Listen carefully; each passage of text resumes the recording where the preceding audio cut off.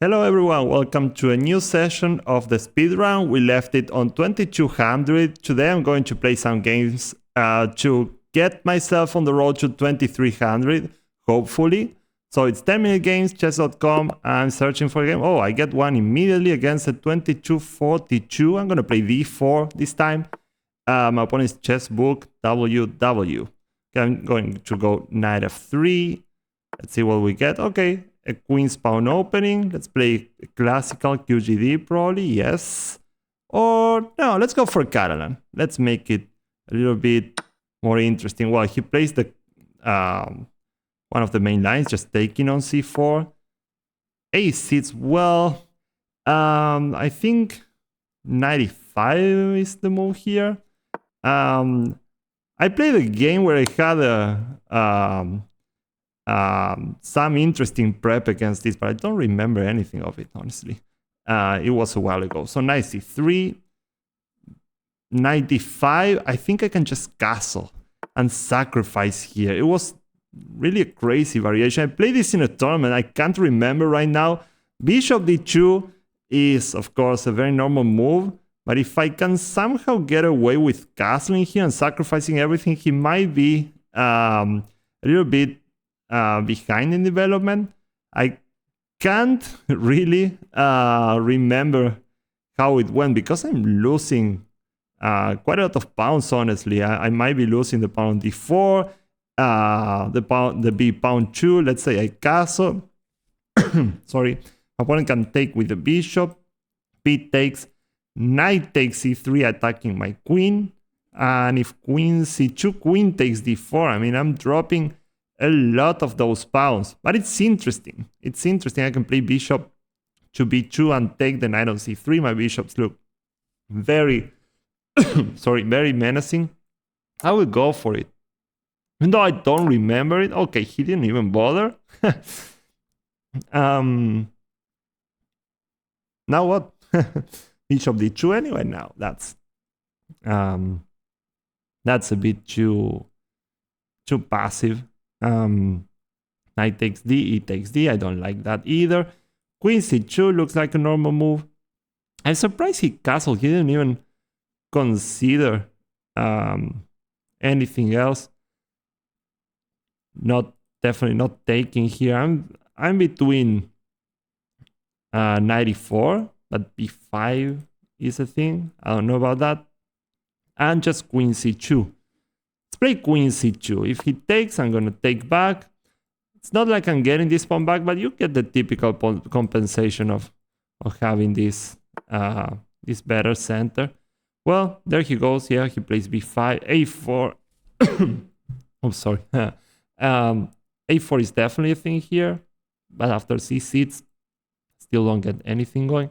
Rook d1 maybe. That seems like a logical move to play. I have to have something there on the d4 pawn in any case.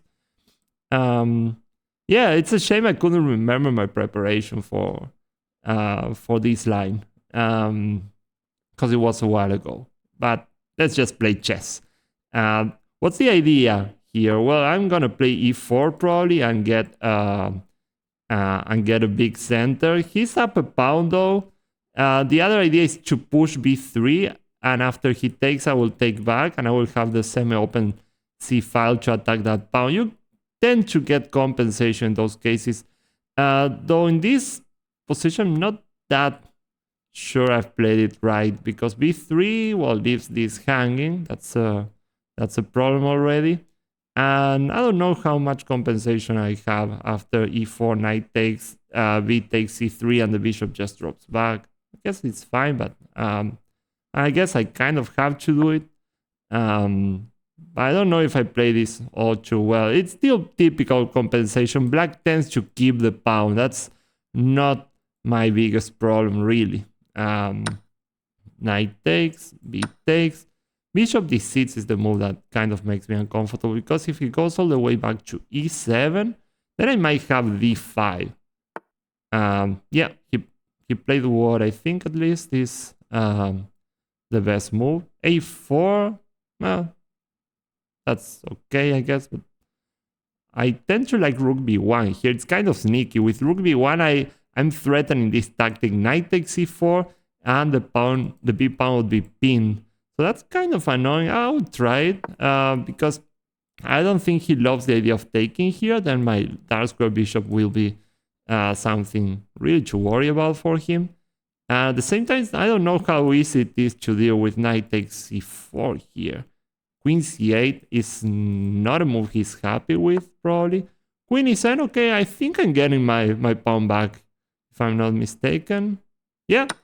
Well, when you get your pawn back here, you definitely have an edge. I mean, this pawn center is very nice. I don't know. I don't think he will be able to play c5 so easily, which is his typical reaction to put pressure on my center. And if he can't do that, I'm certainly doing well. I guess queen c8 was in order. He kind of had to defend the bishop with queen c8. I don't know if rook a7 was a thing, maybe, but he definitely had to do something about this, because if I just get my pawn back, well, I just have an edge here. And I think I'm threatening e5. Bishop takes g2. I might have an intermediate move here. E takes d. Well, my knight is also hanging, so I don't know. E takes d with the idea that I'm attacking the queen, so the bishop on g2 will be hanging. But also my knight is hanging there. I also have knight a5. Even though it looks strange, the bishop doesn't have that many options. And if it leaves the diagonal, I might play e5. Well, he took. I'm very happy taking that bishop and getting my rook to the 7th rank. Sadly, his bishop is not great. I guess he has to play e5 before I do. He will definitely need to play that. Yes, he plays well. But now his pawns are quite terrible. I mean, I think this one has to fall. Let's say I play queen a4.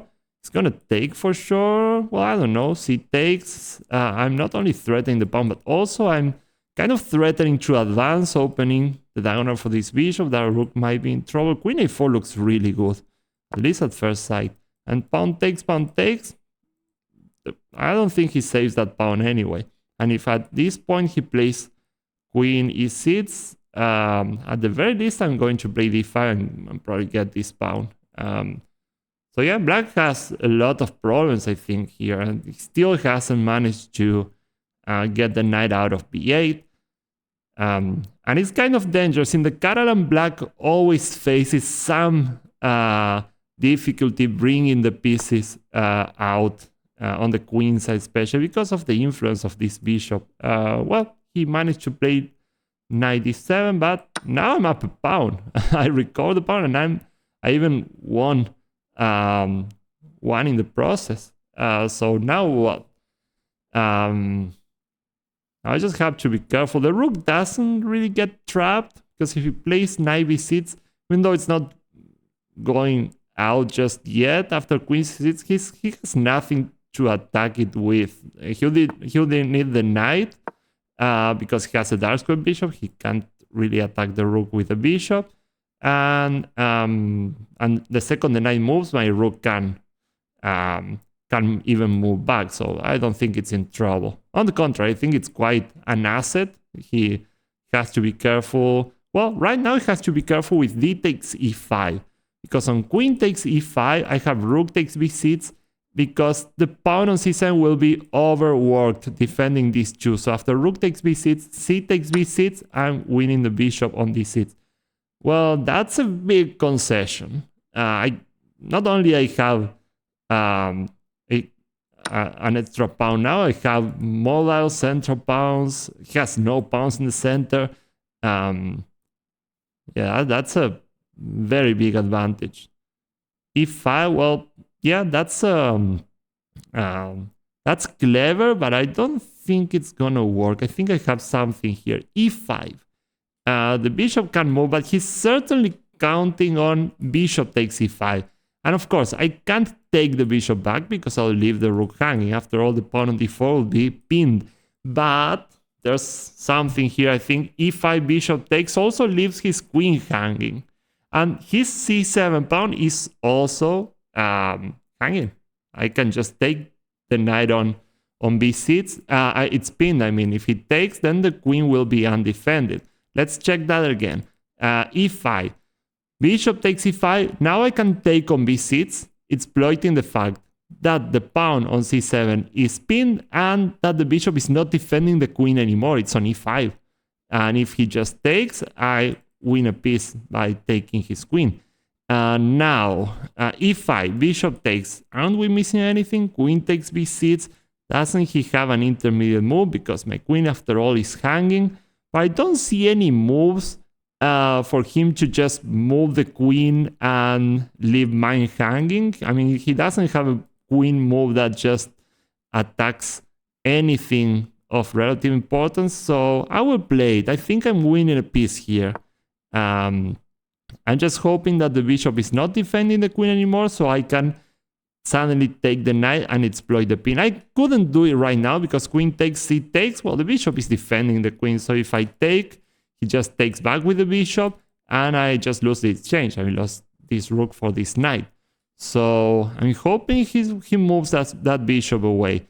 And if he moves it somewhere else, well, it seems like c7 just collapses. And after that, the knight is also under attack. He might not lose it, but there are a lot of problems. This bishop is also looking at that rook on a8. So yeah, it looks like it's very, very problematic. Yeah, now I think it's going well. He's burning time. That means, yeah, he probably saw this trick, queen takes b6. But I don't see a way to keep everything together and to save the material here. What did he do wrong? Well, I think, of course, allowing knight takes c4 was too much. Once I get the pawn back, I'm certainly doing well. I think if he had played queen c8 defending the bishop, he would have been fine. And I don't even know who has the advantage there. But when he played that queen c8, he didn't play queen c8 and he didn't defend the bishop. Well, if you get the pawn back without any concessions, normally you're much better in the Catalan. Well, he's now burning a lot of time. This is the point. And meanwhile, I'm going to show the point of the game I'm referring to.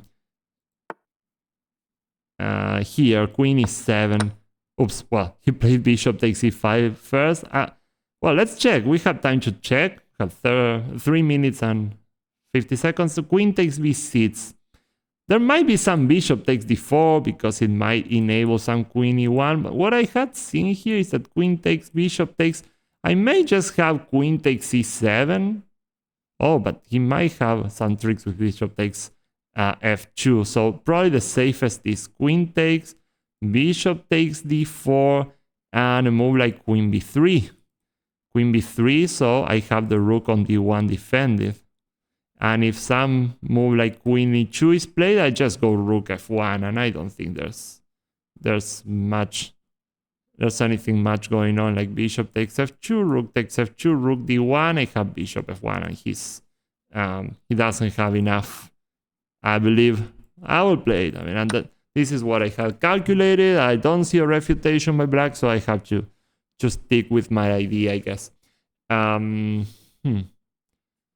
This is the only move that I see that can put some difficulties here. I guess it's the only move that feels like there's a little bit of trouble. I don't think it's the end of the world, though. With queen b3, I have to be more than fine. I'm defending the rook. Queen e2, I think I can just move the rook, defend the pawn. I get rid of a target here. That's important. What else? And I was calculating bishop takes, rook takes. I'm up 2 bishops. And rook d1 check, I can just even go back with the rook to f1. I don't think he has absolutely anything there. Yes. So yeah, it looks like it's winning. I'm winning a piece at least. And what else? C takes B, rook takes C7, wins a piece, bishop takes D4, rook E3, E1. You see, I'm really double checking in my opponent's time. This is something that's very important to do because we want to take advantage of the fact that we have our opponent's time to think too, especially when it becomes this tactical. And clearly, the balance of the game is hanging here right now. I will go queen b3. It looks like the safest. The rook is defended. And that being true, I mean, on the next move, at the very least, I'm playing rook f1. I'm totally safe. I'm going to keep my extra bishop. Thank you very much. And yeah, I think that's it. Bishop takes f2 right away. King takes f2. I mean, it's the most tactical thing I can think of, but he doesn't really have that many checks, and the rook on d1 is defended by the queen. So if he just gives a check on c5, I have bishop e3. He gives a check on f4. I might just go back, or I might just play bishop f4. I don't know. Probably just go back. If I can go back and hide, that's always what I want to do here. And well, he's burning a lot of time. 1 minute, 20 seconds. Yeah, I don't think there's a way out for black. The Karen can be pretty complex in the opening, and you have to be willing to play down a pawn for some time in many lines. Yeah, I couldn't remember my prep. I think giving up the pawn on c3 looks kind of crazy, but I have so much counterplay on the queen side and so much better development that I can get away with it. Well, it's very important that I had this calculated already because it might look scary. I mean, there's queen takes f2, bishop takes f2 check, king h1, rook takes d1 is his main threat. And that's exactly what would happen if I just play this innocent move here, queen f3, bishop takes f2, and suddenly I have to be worried about rook takes d1. But this had to be foreseen, and I think that's perfectly safe. Bishop takes f2, rook takes, that's too many pieces, and rook d1, I can just play bishop f1 or rook f1 for that matter, and I don't think black has any more checks even. So I'm keeping my piece. If I can, on the next move, I'm just going to take on c7, threatening stuff on f7, threatening the rook on a8, and that has to be too much. Well, he's still looking for a way. I think we kind of solved it here. He resigned. Okay, well played. Let's go for a new game. I'm not so sure about the opening this one, but it was like a natural cut, and it's what you expect more or less. Okay, we play against the Karamazov brothers. Okay, fan of Dostoevsky. d4, knight of c6, c4. Let's play well, he's gonna play d5. Let's play a Benoni if he plays that. Okay, he ruined our chance to play a Benoni. I will play g6 no matter what. Let's play some dynamic setup, maybe something resembling a Grunfeld, if he allows that. He can still play d5. Well, he didn't. I'm gonna go d5 then. He can play d takes c, which is kind of simplifying. Okay, b3. Have this bishop here already. I will take. If he takes back with the pawn, he's like, oh, he did. He's likely to get these hanging pawns, which are not bad in and of themselves, but I don't know, with the bishop on g7, I thought it would be kind of risky, especially doing it so quickly. I'm going to play knight c6 first. Because if you play c5, I will probably go knight e4, attacking the pawn already, attacking c3, maybe thinking about e5 or bishop g4. Bishop g4 honestly looks really interesting here. The pressure on d4 is kind of annoying. Since he has already played b3, playing bishop e3 looks rather strange, though he might need to do exactly that or that. Okay, c5.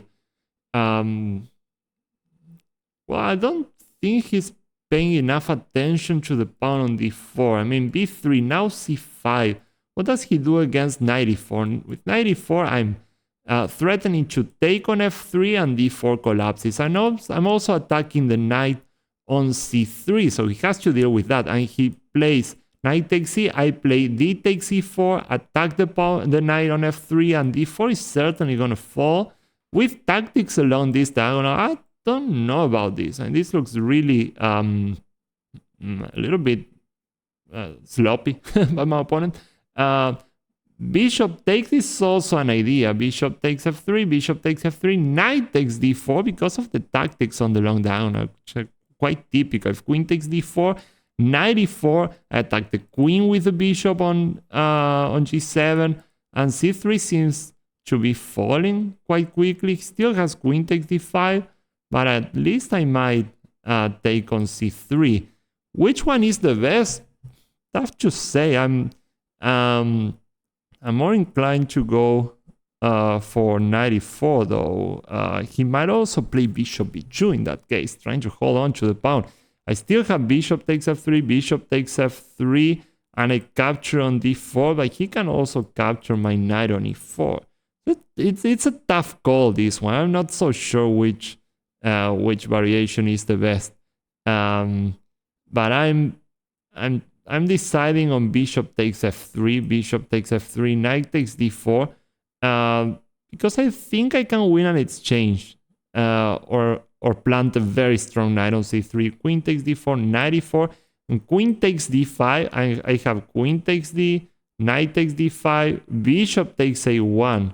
But at the same time, it's true that I might drop this pawn e7 with check. Complicated, but I will go for that variation. It looks kind of promising. Yeah,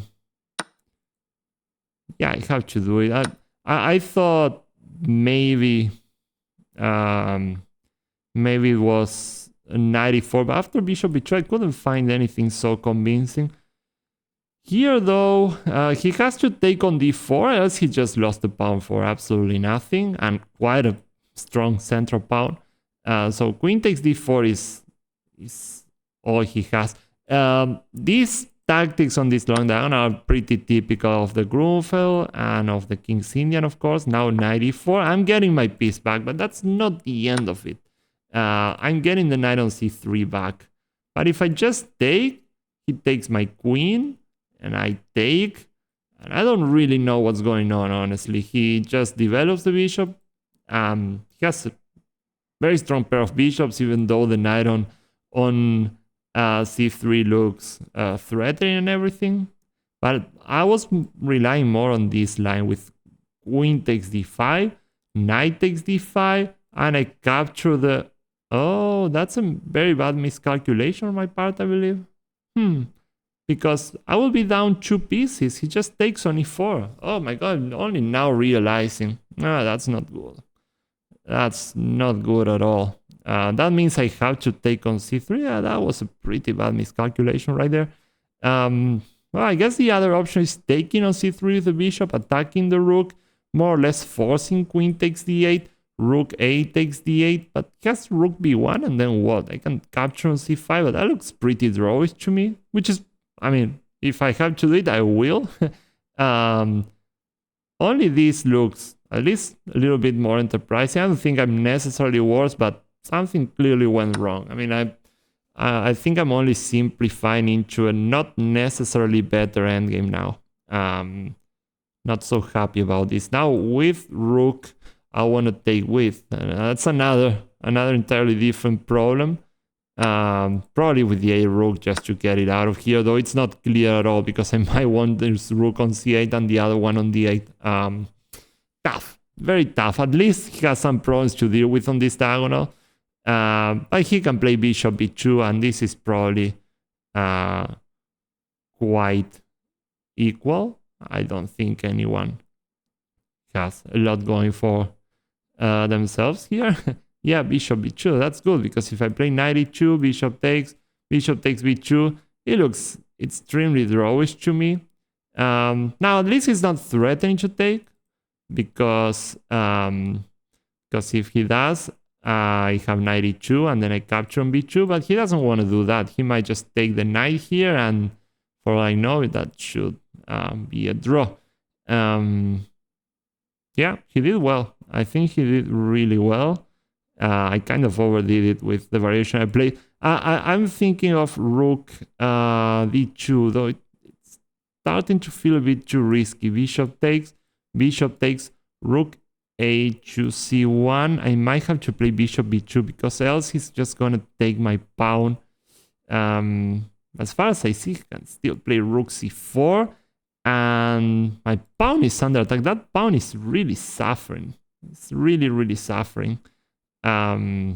Very tough decision, because if I want to play for a win here, I gotta take some risks, and it without any guarantee that I'm getting something going. I'm gonna play knight e2 because I see this idea here of taking, and after rook b1 I have bishop a3, but I'm playing with fire now. I think before I have rook d2. I guess that should be more or less fine, or rook d4 attacking the pawn. The bishop gets out of there definitely.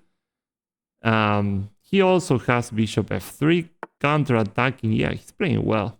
But at least, hey, I'm getting some activity for the pawn, which is crucial in these endgames.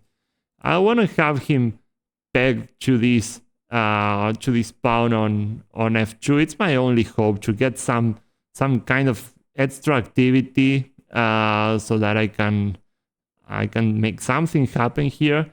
I mean, it's not entirely a draw, because as long as there are heavy pieces on the board, it's never entirely drawish. So bishop d4. I hate to play bishop d4, but at least it's kind of a trap. If he wants to go rook d1, have bishop takes f2 check, and he can't take because the rook is hanging. I guess it's something. And I didn't want to go here because of a4, and he starts harassing the bishop. So well, at least I'm putting some traps his way. The idea is rook b8 and probably also bring the rook. Yeah, I'm gonna do that. What else? As long as he can't just force an easy exchange, I'm fine with it.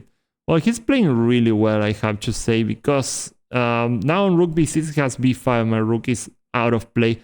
I will continue to put as much pressure as I can. I'm not that worried about this. Maybe I should be, because the second those pawns start rolling, he might get a pass pawn. I think I can cope with it, with this rook and the bishop on d4. But still, it feels like I'm risking. I don't know if a lot, but I'm risking even being worse if I push more than I should. At least I'm gonna make him uncomfortable with the threats on the f2 pawn, and I can claim my rooks are more aggressive than his. I have more activity. Well played again. So what do I do with that bishop? g5 with the idea of g4. Rook a2, maybe. I'm sure in that case that he has to fix the pawns by playing a6, which I don't know if it's all that great to me. Now rook d1 might be an idea because he has the bishop defending it. So I'm going to play rook a2 so that he can't force me to exchange rooks. There's no rook a1 after all.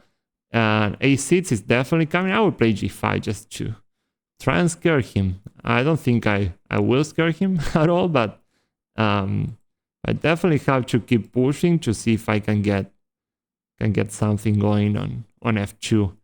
At least it's not that easy to unravel. I mean that's what I'm counting on. That he has some trouble getting the rook out of f1.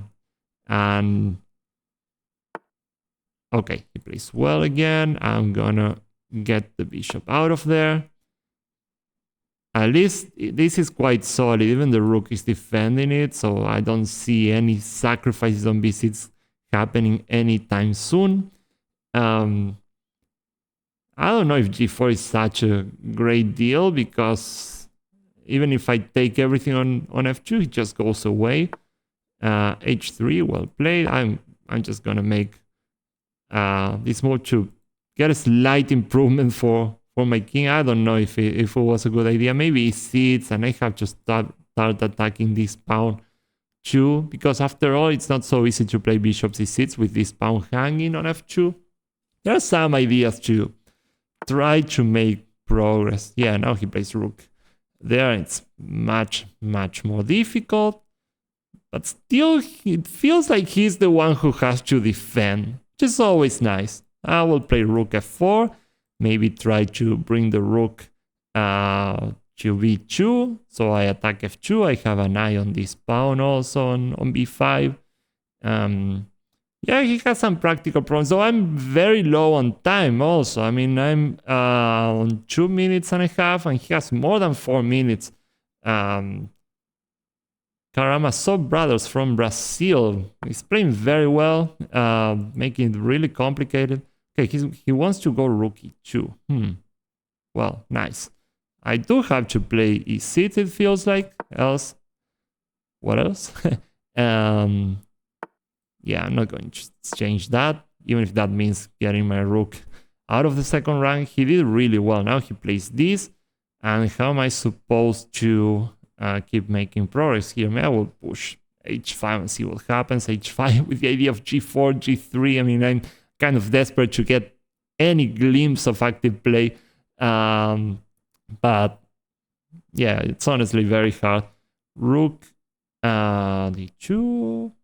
Okay. What about the exchange sacrifice? Honestly, it feels like it shouldn't work, because I'm going to be facing some trouble with ideas of sacrifices here. I'm not so sure about that. But I will try to keep improving my piece, at least visually. King g6, h5, g4. I mean, what else? I have to do something like that, I guess. I shouldn't discard f5, even though it looks way more risky. But if I can do without it, that's probably for the best. I mean, after all, my idea is to play g4, g3, and take on f2. And that's pretty straightforward, but at least he's still having trouble activating his rooks. He should do something with this one at this point, because feels like he can. Rook c1, maybe? At some point I will have to attack this pawn. Though I like this rook here also, because if anything is sacrificed on b6 for the sake of getting the passed pawn, I'm behind the passed pawn already. Yeah, he plays well. I think that's a good move. I have to go king g6. He doesn't get to play rook d8, which is good. I have the bishop in place. Well, at least I have a plan, h5, g4. Rook d3 was more interesting, I believe. Well, I'll keep going for it.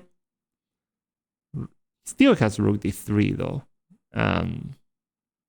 Well, I don't know about that. I mean, rook d3, rook a5 maybe, and if rook b3, I have g4, and now f2 is less protected.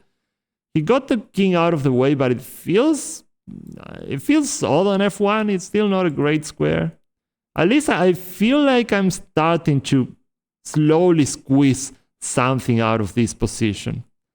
What's the idea? He can't play... Well, that's interesting. He can't play g3. I will have rook takes g3, so... well, feels like something. It's some progress. He didn't see rook takes g3. He missed this, probably. Still not an easy win, but hey, it's a pawn. I mean, I had virtually nothing more than some extra activity, and now it's a pawn. Now if I get the rook out of there, I might threaten to play g3. Yeah, I can claim I have something now. I had absolutely nothing just a couple of moves ago. So I also have a big time trouble. I mean, I have a problem on the clock.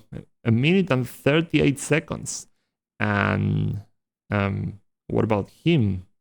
Well, he has 2 minutes now. I mean, it's getting close, and he has the tougher position. So you see how important rook activity is in these endgames. I mean, there was absolutely nothing. It was the endgame was basically equal, but I managed to turn it around just because I had the more active rooks, which is always very annoying to deal with. Maybe I have bishop a5 here. Am I not allowing any crazy stuff with b6? The rook isn't really hanging. I guess this is a thing. I'm quite sure that I'm not losing anything at the very least. But oh, what? Oh, fancy. Nice, very nice way out. If I take, he takes, and my rook is hanging, so I don't have the time to. Wow, so I don't have the time. Oh no, it's check. Oh my god, it's check. No, I can't do that. Oh, I completely missed that. And now I'm in time trouble. Also, bishop takes, rook takes, bishop takes, pawn takes, bishop takes. And if b6, I have bishop b8. That's insane, but I will try it because I'm getting all his pawns on the king side, and I think I can blockade his on the queen side. I mean, this variation is crazy, and after b6, I absolutely have to play bishop b8. I think it's the only move. And I keep this pawn in place. If I would take, I'm giving him a passed pawn and he makes a queen. But I have bishop b8 here.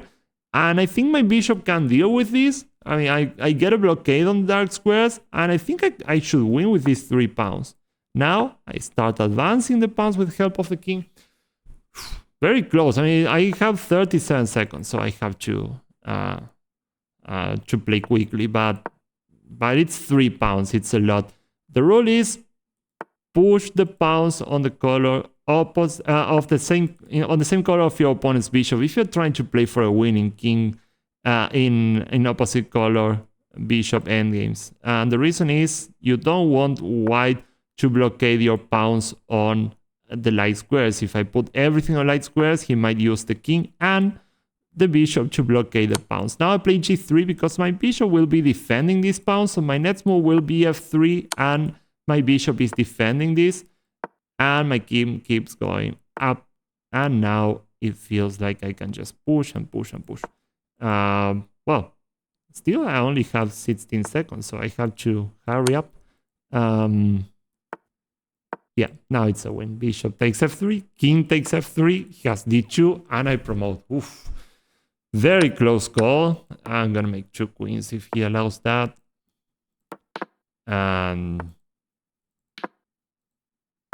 And don't complicate matters that much. Oh, that's a nice checkmate. Queen e4 is checkmate. Oops. Everything is under control. The c5 square is taken by the queen. The queen takes the rest of the squares, and the bishop takes care of these seats. Okay, I really like this kind of forcing line I've found with a lot of pressure on the clock. Just going back a little bit, this was kind of a crucial moment in the game. When he plays rook e4, I kind of freaked out because suddenly I don't have the skewer anymore and my rook is hanging, and he might have some b6 ideas, and if this rook disappears, he has f takes g3, so everything's kind of hanging, but I realized that after taking on d2, my rook is defended. And even though the one on g3 will be hanging in the end, I'm getting a lot of pawns. What I had to foresee was that after b6, I absolutely have to go back to b8, stopping white's pawns on dark squares. Anything else just loses. a takes b6, there goes the pawn. He plays a7 and a8. So, well, quite well played by white. I got a tiny edge, maybe thanks to the rooks, my rooks being more active, but it felt very drawish, as it was an opposite color bishop endgame.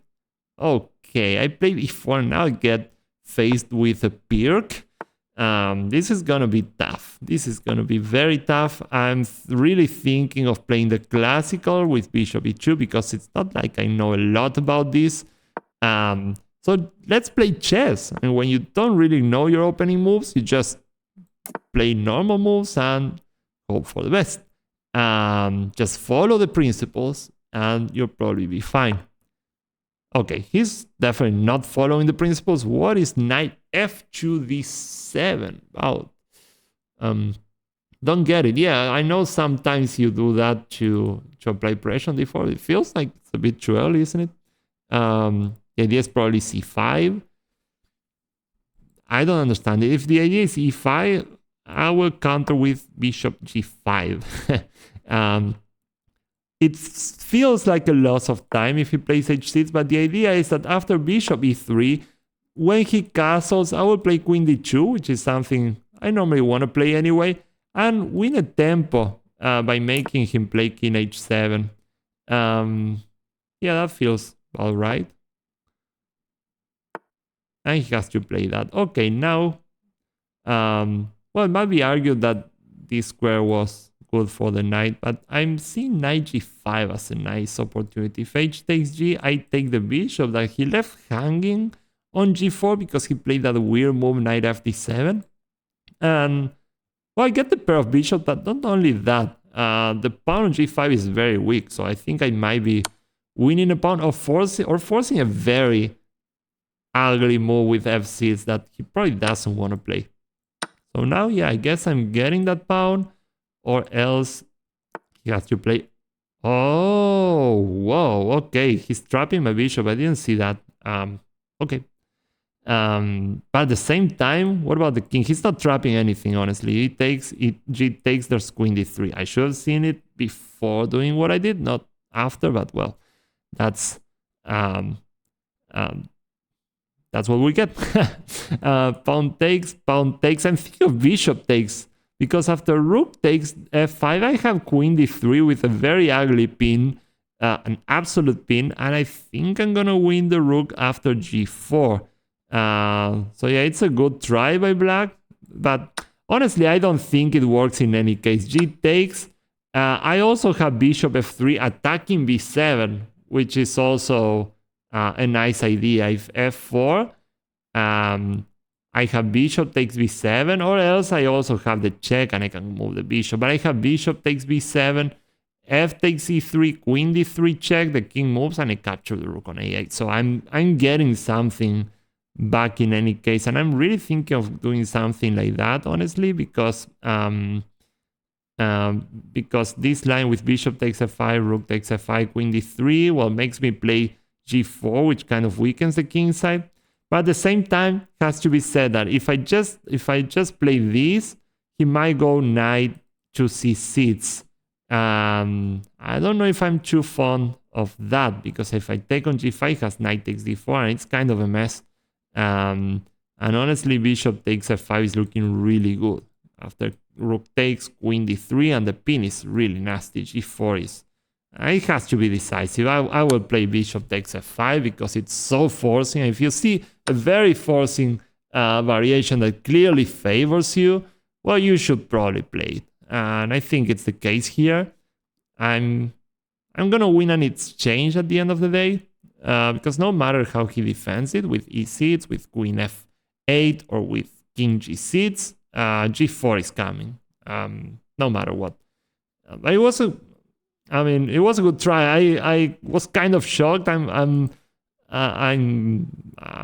was kind of lucky that the king was on h7, but there were other things like that bishop f3 attacking b7. So I guess I was off the hook. So g4. Well, that's gonna be an exchange. He has to play queen f6, and then I'm wondering, do I just take? He's gonna take with the pawn, and I have knight d5 attacking the queen and threatening knight takes e7. That's a second rook that's gonna leave the board. So e takes f, g takes f, e takes f. Looks very good for me. And if queen takes, well, I'm just happy to win the exchange, I guess. So yeah, I will take it. E takes, yeah, I gotta go knight d5 here. He has many problems. He has to defend c7 and f5 at the same time, and the queen can't do both. Goes back, I just capture an f5, and I'm more than happy here. Well, he's trying to get active counterplay. I don't think it's enough. I mean, the safest move is probably just knight e7. I'm winning the pawn f5, and it should definitely be a win. But the knight takes e7 has to be the move. I'm just winning a rook. I honestly don't believe in his attack at all, because the second he plays f4, I exchange queens. He can't really move the queen anywhere without dropping the pawn on f5. So I'm just gonna take. If you're convinced the move is the move of the position, you're kind of morally obliged to go for it. And it looks very strong, honestly. I'm getting the rook on a8. Yeah, he just resigns. You see, the problem of violating opening principles so openly with something knight fd7 is that even with natural moves, sometimes you just get a worse position. I didn't do anything crazy here. I just played the bishop to e3, the queen to d2, and suddenly tactics were favoring me. He just left the bishop unattended. He left the queen side without development, and he didn't do anything terribly crazy, but once he played knight fd7, he was in some sort of trouble already, just because he didn't pay enough attention to opening principles. Okay, again with the white pieces. Okay, let's play e4 and see if we get something different. Okay, e5. We're playing against Sandelero from the flag of Belgium. Okay, I'm gonna play Scotch Gambit. Scotch Gambit. And that was complete improvisation. So knight f6. Do I play this line? Yeah, I'm gonna play it with e5. He absolutely has to play d5. Okay, he really knows what he's doing. And I'm gonna go bishop b5. It's gonna go knight e4, and I'm taking the pawn on d4. Not a gambit anymore. Knight e4 has to be played, and now I take on d4. He's gonna go bishop d7. His idea with the knight on e4 is to play bishop c5, probably putting pressure on d4 on f2 because he has the knight on e4. This is, well, I don't know what he's thinking about now, because if he played d5, yeah, he played it. Okay, that makes sense. If he played d5, it really looked like he knows how the variation goes. Okay, now he might be thinking of taking here. So I have to take on c6 with the bishop. If I take with the knight, he will take with the pawn. I'm losing time, so I take with the bishop. And if I remember correctly, that's solid. I mean, taking with the pawn is definitely the idea. He doesn't want double pawns. I don't know what to make of that move. Should I just castle and allow him to keep the bishops? Can he keep the bishops though? Or does it just take too much time? It feels like it's taking too much time if he plays bishop back to d7.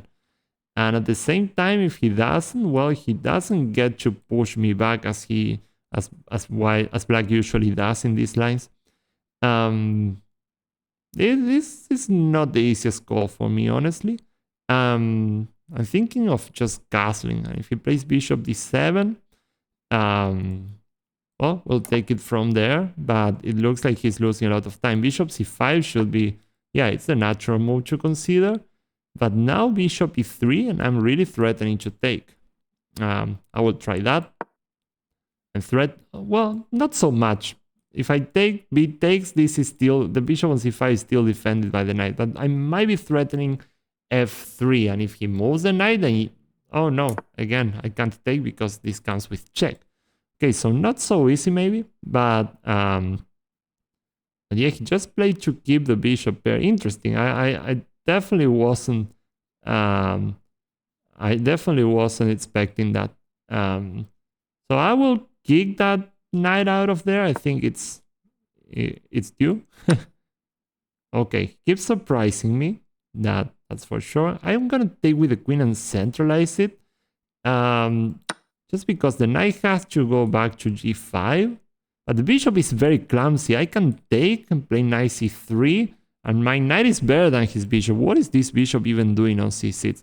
At some point, I think he had to get the bishop back to this and try to push the c pawn. Else this bishop is looking like a big pawn, just defending its colleague on d5. And I feel like I have to take, or else he's going to play knight e6, and that knight looks excellent, honestly. It's a nice blockader to my pawn. It's kicking my very nice centralized queen. I'm not a fan of giving up the bishop for this, but if you compare the pieces that are left after the exchange, I think I can be pretty happy. And that's how you normally evaluate piece trades. In this case, it served the purpose of keeping my queen on d4, and the pieces that are left are what is important. I mean, the knight is clearly better than the bishop in this scenario, so I'm going for this. And I have very good control of the dark squares. I mean, my center is clearly set on dark squares. I can even play f4, and he won't ever push c5 here to get his central pawns going, which is very important for me. I don't know if I'm gonna take here because of d4, and my knight doesn't have good squares, and he will be threatening queen e3. Well, I'm also dropping e5, so that's really not worth it at all. I'm not sure I want to play f4 just yet, so I'll just go rook ad1, which looks like a very natural move. If he gets the bishop out of there, he's certainly dropping this. So yeah, I think this is more or less all right. f4 might fall with queen f5. Just gonna go rook d2. I'm gonna set everything on dark squares at some point, because I don't think his bishop will be able to exploit my the weak light squares that result from this. And if I get a complete hold of the dark squares, he's gonna suffer. An idea being pushing here, putting the queen on c5. I want to get a rook on d4 instead of the queen now, and double or triple up on that pawn, because d5 isn't strictly weak, because he remains being able to play c6. There's a pawn on c7.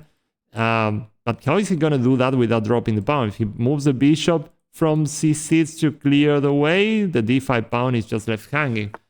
So, and he did. Whoa. Maybe he's relying on some discovered attack, but that feels very shaky. I don't believe him, not even for a second. What if I just take? Say I take. He moves bishop to e6. I might play queen e4, and that's it. Or bishop c6, queen. Okay, bishop c6 is more challenging, maybe. I can also take with the queen, and I don't see any decisive score attacks. Ooh, except of this one. Oh, I have to be careful with bishop h3. That's sneaky. Okay, nice. What if I interpose a move like f4 before I take? Because his intention is to play bishop h3, which I was completely missing. After queen takes d5, bishop h3 attacking my queen and also threatening the checkmate on g2. So I have to be careful. I definitely have to be careful. But what if I introduce this move, f4 first? Where does the queen go? And if he goes to f5, knight takes d5 feels stronger because I have knight e7 coming, probably. It said he can also take on c2, and I don't know if that is entirely clear, but it honestly looks very good for me. F4 is something I want to play anyway, probably. If queen anywhere, I will be able to defend the pawn with rook d2 if I'm not convinced about knight takes. Okay, he went to... That's probably the worst square he could have gone to if he's not intending to take immediately after knight takes d5, because I'm threatening the check. But after knight takes d5, I'm sure he's gonna just take on c2. But then rook d2, where does the queen go? f5, g6, or c6 are all countered with the fork with knight e7. And the queen doesn't seem to have any more squares. Is the queen getting trapped? Is that so? That's crazy. He has queen a4. Let's say knight takes d5, queen takes c2, rook d2. The queen has nowhere to go. Wait a second. Queen a4 is the only move. Saving the queen by a hair. It's incredible. The bishop is defending it. Barely. I mean, I can take on c7 anyway. I definitely have the upper hand. I definitely have the upper hand there, but it's I'm not entirely convinced, honestly. I don't know if it's just not better to play rook d2 and threaten knight takes d5, and if he plays c6 to defend it, I just take on a7 and just get a comfortable edge. And that's the professional way to do it, probably. I'm really tempted to go the other way, though. Knight takes d5, queen takes c2. I mean, if it works, it's just fantastic and it wins on the spot. There's also rook f2. I don't know if it changes anything. Queen a4, and knight e7 check, king h8. I want to make it work, and I can't. Rook f2 d2. If he takes the queen, he's done because I have so much pressure down the d file. Oh my god, but if he doesn't have to, it looks promising for me, but I will just play rook d2. Let's play the professional move. After all, d5 is still hanging. I will have this as a resource. If he plays b6, I can just take on d5 this time around. And I think he can't defend it all. I'm thinking I should probably play this rook. So, yeah, so if I get hit with d4, well, I don't know if there's such a big difference. I think both should be fine.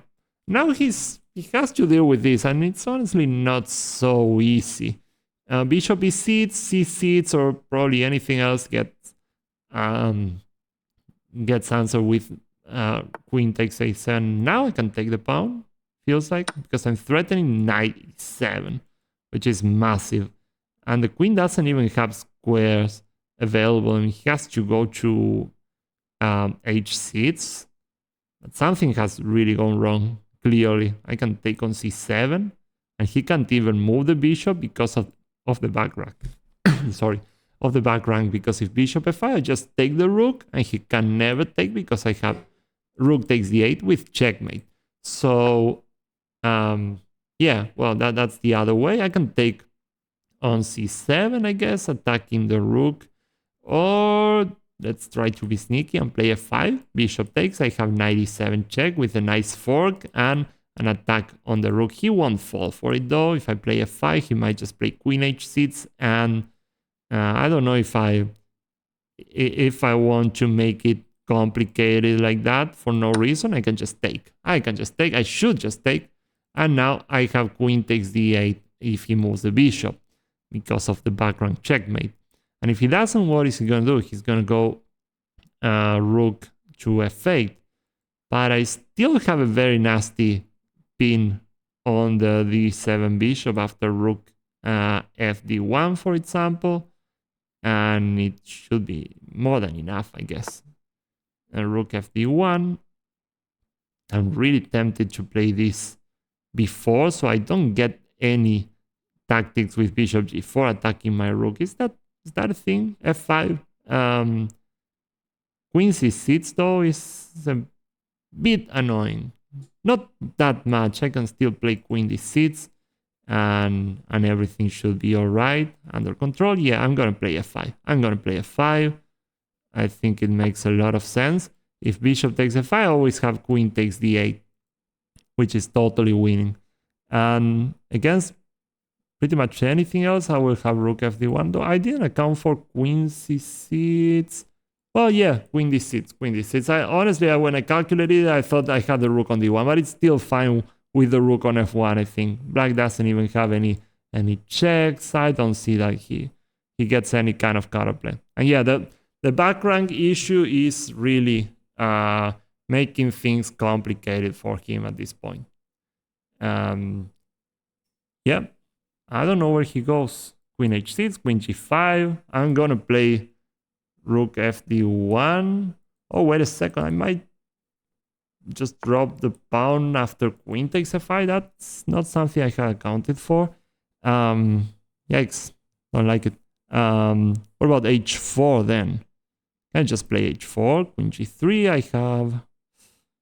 That was kind of unnecessary, honestly. I really don't like how I handle this. I'm sure it's completely... When I play f6, Just should cut the queen off, because the queen was defending that rook suddenly, and I don't quite like it. But if I just play f6, the problem with the back rank is still the same. If he moves the bishop, I have queen takes d8, and there's still checkmate on the back rank. So no, he can't do that. Yeah, f6, well, yeah, it makes his dark squares on the king side even weaker. Okay, that's a pleasant surprise. I mean, I guess just rook fd1, and if he changes the queens, the bishop on d7 is severely pinned. And if he doesn't, well, I'm just threatening queen takes queen right now.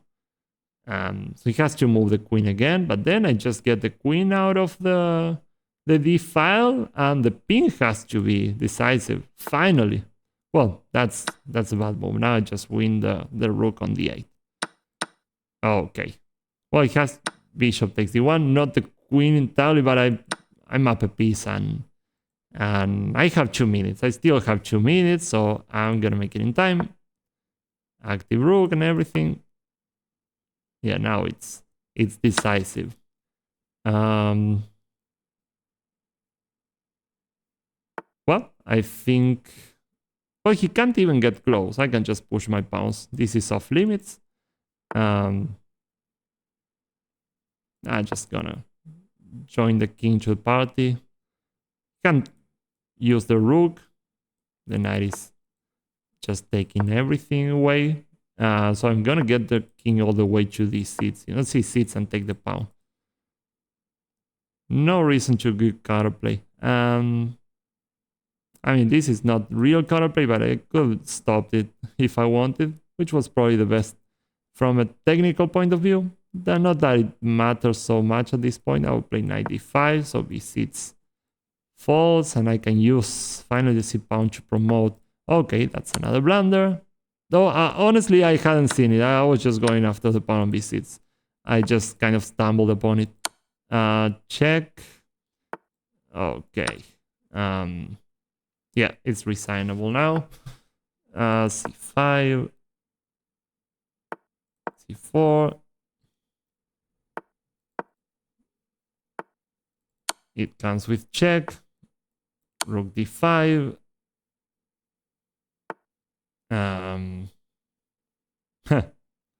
How do we finish this? Well, I'm gonna go queen g5 and queen e5, mate. I think that does the trick. Check, and on king e6, queen e5, checkmate. Well, we didn't have that many problems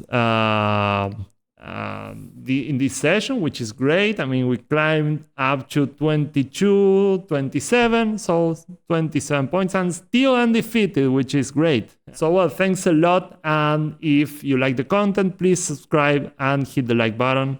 So I will see you in the next video on the speedrun. Thanks a lot for watching. Bye-bye.